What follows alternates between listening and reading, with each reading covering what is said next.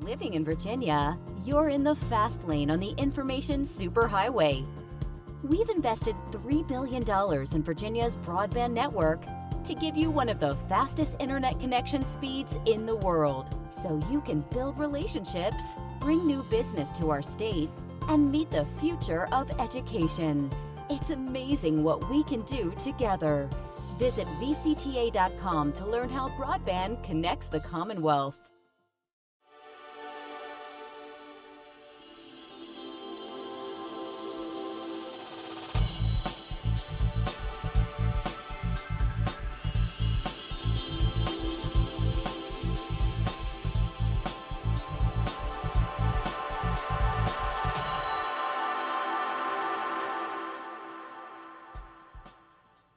From the General Assembly and the City of Richmond, I'm Woody Evans for Cable Reports, brought to you by the Virginia Cable Telecommunications Association and Comcast, connecting Virginians to their government. We're honored to have Delegate Buddy Fowler from the 55th District with us today. Good to see you, sir. Good to see you again, Woody. Thanks for having me on.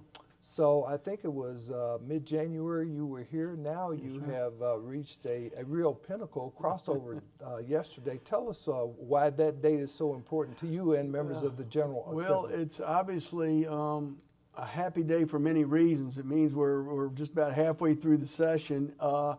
It's also a time where the House has to finish up its business and the Senate finishes its business, and then their individual legislation crosses over to the other side.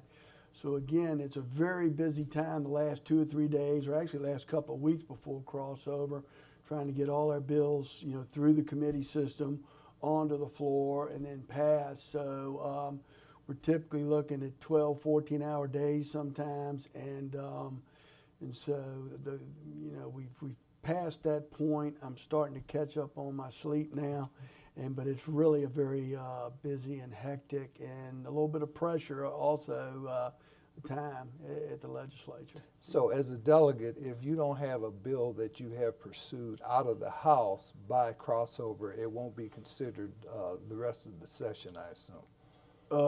Now that would be correct. Yes, sir. Once if you can't get your bill passed for crossover, it's done. And that being said, you might have a similar idea or an identical idea that passed over in the Senate that's coming over.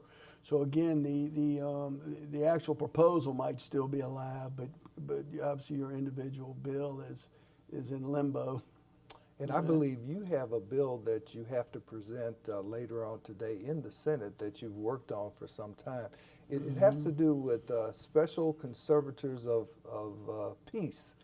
Yes. What are those, and why is that so important to you? The special conservators of the peace, again, I didn't even know such a thing existed until I came down to the legislature.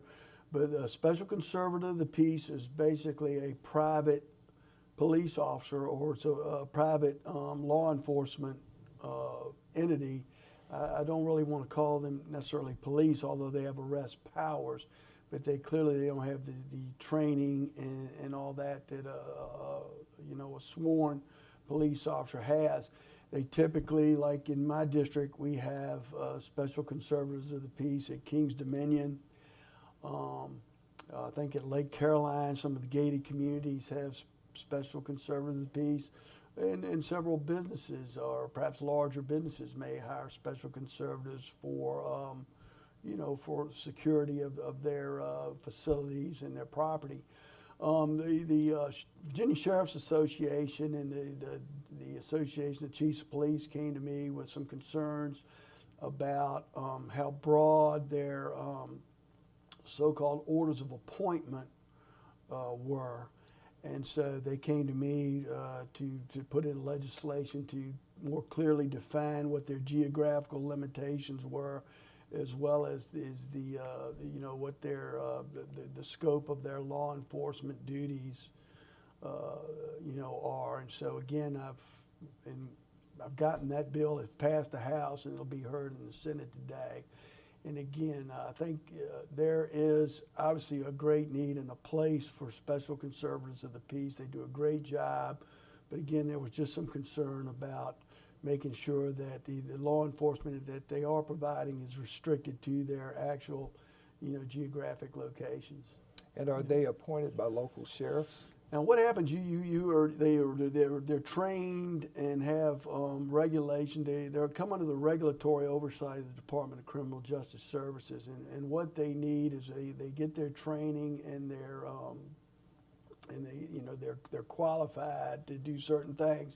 They then go to a circuit court with and there they after they're hired to say work at Kings Dominion or some other place, and they get an order of appointment from the court.